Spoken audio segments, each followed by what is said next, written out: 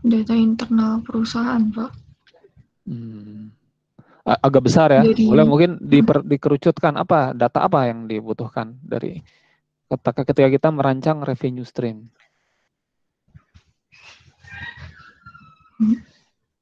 Misalnya, iya itu data perusahaan banyak ya. Ada akte tanah juga itu data perusahaan. Tapi bukan itu kan?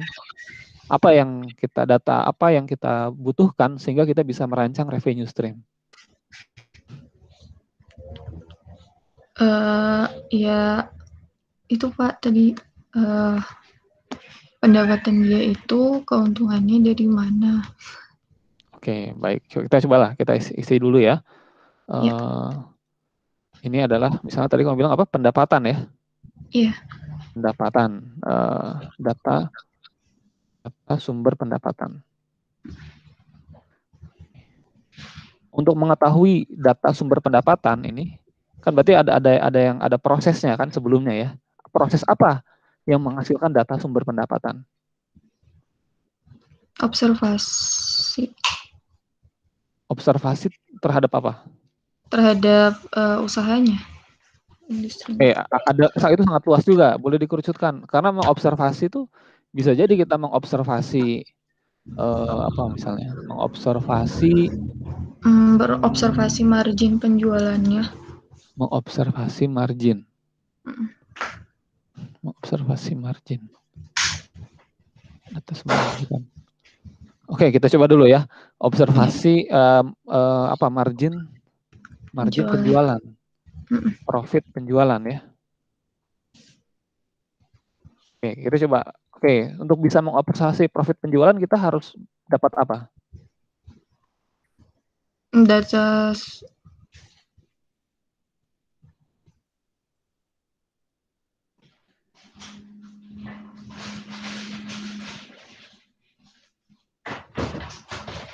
Data sumber pendapatan. Ini apa tadi? Observasi profit. Tadi apa saya jadi lupa nih. ya, observasi profit penjualan. Nah, untuk bisa mengobservasi profit penjualan kita butuh data apa? Butuh data penjualan seharinya berapa? Itu apa tuh? Penjualan sehari. Data penjualan sehari. Yang keuntungan dalam sebulan aja deh Pak, kalau sehari. Data keuntungan sebulan begitu ya? Iya. Sebulan. Ini oke. Untuk bisa mendapatkan data keuntungan sebulan, kamu harus ngapain? Harus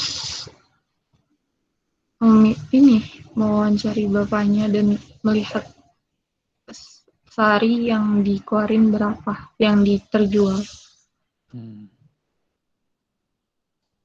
Oke, mewawancara ya. Mewawancarai. Tapi kan ini kamu membuat sebuah proses ya, membuat usulan bisnis model baru. Kalau kamu mewawancarai, kamu akan membuat sebuah model bisnis yang lama, betul tidak? Karena bapak tersebut hanya tahunya yang lama, tapi tidak tahu model bisnis yang baru. Ya, berarti mungkin bukan mewawancarai ya? Kira-kira? Mungkin mengamati ini Pak, value proposition ke Itu dia. atasnya. Berarti kan berangkatnya dari value proposition kan ya? Iya. Nah, dari value proposition. Oke, data keuntungan sebulan, berarti ini mungkin proyeksi ya. Mungkin proyeksi. Data keuntungan sebulan. Nah, dapat dari mana berarti proyeksi data keuntungan sebulan?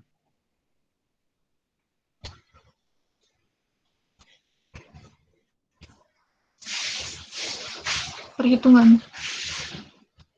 Oke, perhitungan apa?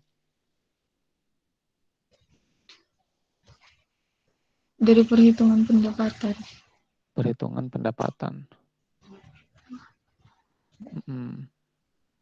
Perhitungan pendapatan. Oke, menghitung pendapatan begitu ya.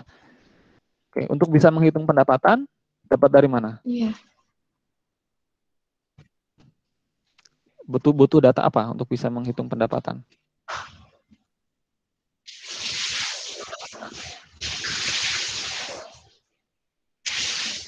butuh data keuangan finansial. Finansial dari mana? Finansial dari usahanya. Nah, sekali lagi, kalau kita mengambil data dari si pengusahanya, itu adalah existing, bukan rancangan, bukan sesuatu yang sama sekali baru. Ya. Atau dari customer. Dari customer. Oke, berarti untuk bisa menghitung pendapatan, kamu butuh data apa? Customer. Customer itu biasanya sehari beli berapa? Customer profile, Pak. Customer sehari beli berapa begitu? Oke, berarti frekuensi pembelian gitu ya? Iya. Oke, frekuensi pembelian atau frekuensi transaksi bisa ya? Transaksi. Frekuensi transaksi. Maka berarti prosesnya apa supaya kamu bisa menghitung frekuensi transaksi?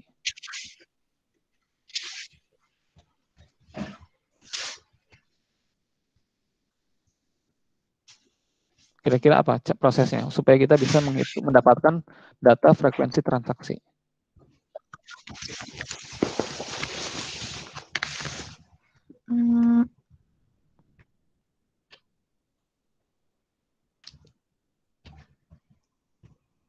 Gimana, ada ide? Enggak. Data konsumen. Data konsumen. Oke, konsumen ada banyak datanya ya. Ada namanya, ada tempat lahirnya, ada nama anaknya. Data apa yang dimaksud? Data pembelian konsumen. Data pembelian konsumen. Ini kan kalau kotak itu kata kerja. Berarti apa yang harus kamu lakukan sehingga mendapatkan data frekuensi transaksi? Pengambilan data. Pengambilan data apa? Pembelian. Pembelian. Ya. Pembelian. Oke, cara ngambil datanya bagaimana? Kebayang nggak kira-kira? Ini sih Pak, nanti nyari customer-nya, terus ditanya gitu, biasanya kamu beli berapa dalam berkunjung ke sana. Berarti berarti melakukan survei ya, betul tidak? Iya, betul. Survei terhadap customer begitu. Oke, kemudian untuk menghitung pendapatan selain frekuensi transaksi, perlu data apa lagi? Ada ide mungkin? Enggak. Kalau pendapatan itu rumusnya apa kali apa? Keuntungan dikali banyak volume. Pendapatan, ya harga ya, dia tidak. Survei terhadap customer. Yeah. Oke, ini mungkin kita bisa bagi dua ya, lebih detailkan. Survei terhadap frekuensi pembelian. Oke. Kalau ini berarti survei terhadap apa? Harga begitu ya? Harga.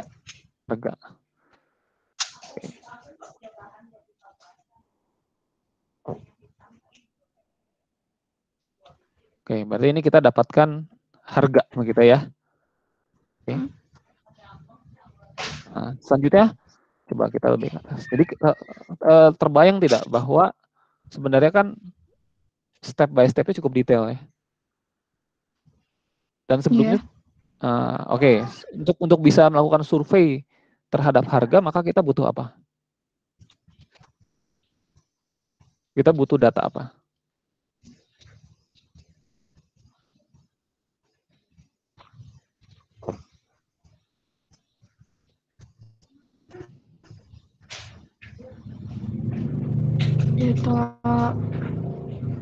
Data.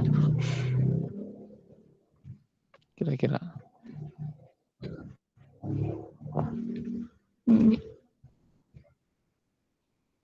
Data setiap produknya. Data produk ya, rancangan produknya begitu. Iya. Nah, berarti kita butuh produknya begitu kan ya? Butuh produk. Iya. Oke. Nah, produk, data produk. Kemudian dari data produk tersebut kita survei begitu ya kepada customer. Selain itu butuh apa lagi?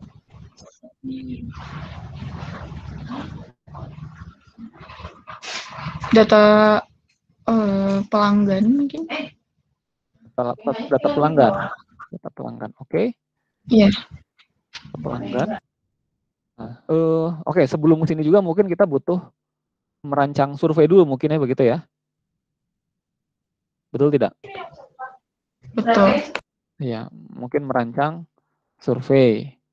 Nah, baru dari sini untuk kita bisa merancang survei berarti kita butuh tadi betul sekali kita butuh data produknya begitu kan?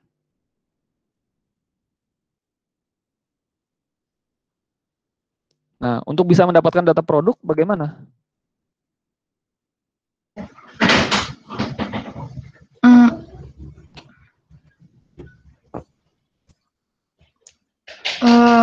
Datang ke ini sih Pak, observasi ke sana apa aja yang dijual.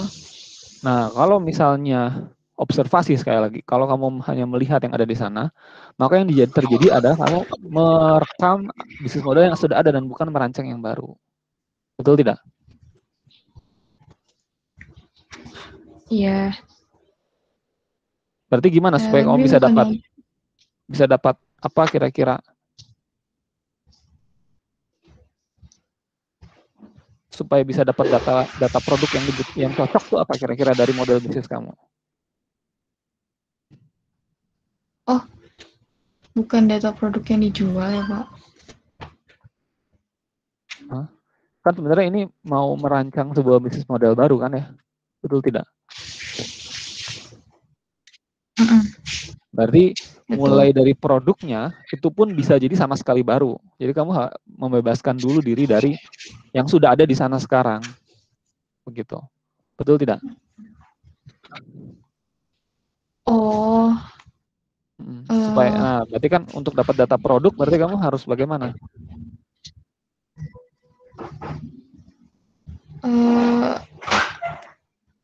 Ini mencari data yang mungkin produk yang banyak digemari oleh masyarakat. Oke, berarti sebenarnya merancang produk dulu begitu kan? Betul tidak? Nah, untuk bisa mendapatkan merancang produk bagaimana caranya? Untuk kita bisa merancang produk kita butuh modal apa? Modal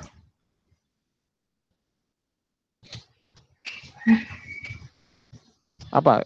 Misalnya kita mau buat produk kita butuh apa? Butuh data. Apa Pak? Ya silakan. Apa kira-kira butuh apa untuk bisa merancang produk? Kita butuh inputan apa? Informasi. Butuh apa kira-kira? Butuh informasi apa? Kita bisa merancang produk. Nanti dari merancang produk kita dapat data produk. Data produknya digunakan untuk kita bisa merancang survei. Lalu survei itu kita bisa survei harga yang diinginkan dan survei frekuensi. Kemudian kita bisa mendapatkan data pendapatan. Saya rasa sudah sangat baik ini ya, kamu sudah bisa memahami proses step by step-nya, tapi memang perlu dibimbing. Nah sekarang sebelum kita bisa merancang produk, kita butuh input apa?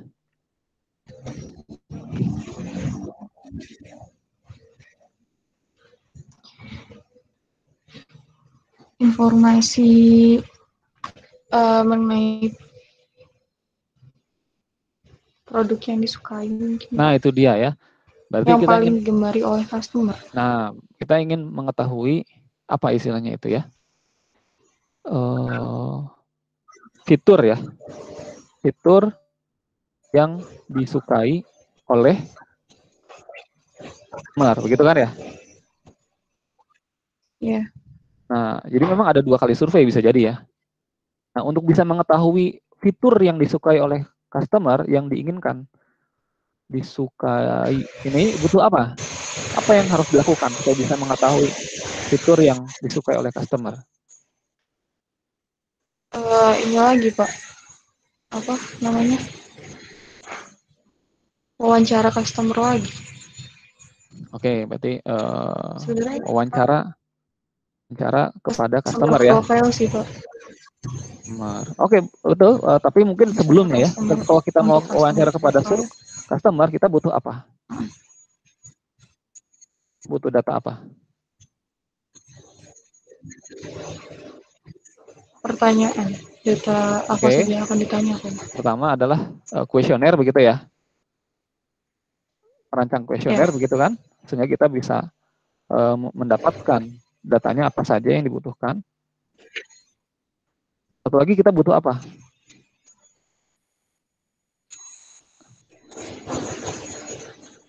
Selain itu, selain merancang custom kuesioner, butuh kuesioner ya. Selain itu kita butuh apa lagi untuk kita bisa wawancara kepada customer?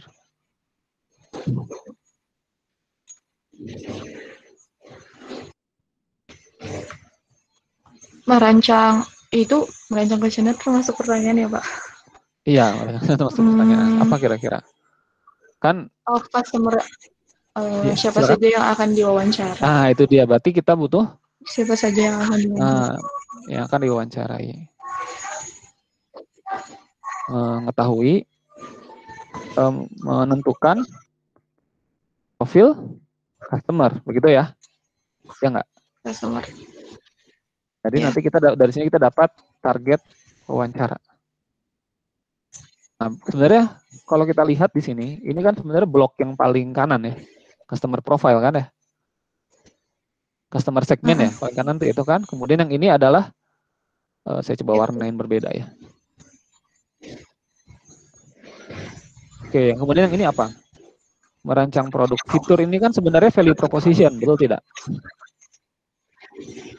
Betul. Iya. Oke, mana tadi cara mewarnai? Ya, pokoknya ini adalah value proposition kan. Saya kasih ini kan, saya coba beri tanda kurung. Ini adalah customer segment ya. Dan ini adalah fitur yang adalah fitur yang suka adalah value proposition kan? Iya. Atau ini ya merancang produk nggak bisa ini. Enggak Value value proposition Pak. proposition di sini ya. Nah, oke, sebenarnya sudah ada 3 blok yang sudah kelihatan di sini kan. Ini perlu dilanjutkan lagi, agak panjang juga kan. Bagaimana cara, di mana kita bisa menemukan di rantai ini ketika kita membutuhkan data channel? Kira-kira di mana channel itu? Channel di sebelum bagaimana mereka. Berarti sebelum ini Pak, setelah merancang produk. Merancang produk. Setelah merancang produk, maka di sini ada channel begitu. Merancang produk dan merancang channel begitu ya. Mungkin ya. Iya. Nah, oke. Nah, itu sekarang pertanyaannya berikutnya adalah sekarang posisi kamu sedang di mana? Sudah melakukan tahapan ini belum? Oh, itu yang usulannya belum Pak. Baru yang existing di atas-atasnya sebelumnya. Nah, coba dibayangkan, kira-kira akan nyambung nggak dengan existing? Ya, maksudnya artinya berarti ini prosesnya cukup panjang setelah ini kan ya, setelah yang existing, baru setelah ini merancang yang usulan. Yang usulan juga masih banyak, ini baru 3 kotak nih ya, betul tidak? Sebelum ini masih panjang sih Pak. Nah, itu dia. Iya, betul. Iya. Nah, oke. Nah, seperti itu ya. Jadi mungkin untuk yang lain juga ini masih perlu ditelusuri lagi mungkin ke atas. Tapi saya rasa ini lebih bagus software-nya jadi karena tidak terbatas ukuran kertas ya, jadi bisa terus memanjang ke atas. Nah, coba masing-masing kita coba membuat seperti ini begitu. Tadi Tanisa sudah sangat baik ya, bisa membayangkan step by step-nya, prosesnya, sehingga sudah terbayang juga karena mungkin sudah menguasai topiknya. Ya, jadi bisa menjawab setiap pertanyaan. Nah, tapi kalau kita belum paham teorinya, belum paham tahapan-tahapannya apa, kita bisa baca ke literatur. Oh, di literatur gimana sih tahapan-tahapan prosesnya, kita ikuti saja. Karena kalau masih sarjana, cukup sampai situ juga sudah cukup ya. Tidak perlu bikin metode baru. Jadi ikuti step dan step atau flow chart yang sudah dilakukan oleh orang lain. Nah, tinggal kita bisa mengikutinya dengan disiplin, dengan baik. Itu pentingnya kenapa kita perlu referensi. Sebenarnya supaya kita tahu apa yang harus kita lakukan. Dan juga kita bisa, ya itu pertama itu sebenarnya yang paling penting. Ya, jadi step by step-nya seperti apa, dibayangkan input-outputnya masih konsisten, tidak, ada yang belum, mungkin harus kita tambahkan, kita lengkapi. Nah, jadi silakan coba ya dibuat, mungkin ya diluangkanlah mungkin sekitar 2 jam begitu untuk memikirkan ini. Ya, nanti kita coba diskusikan lagi.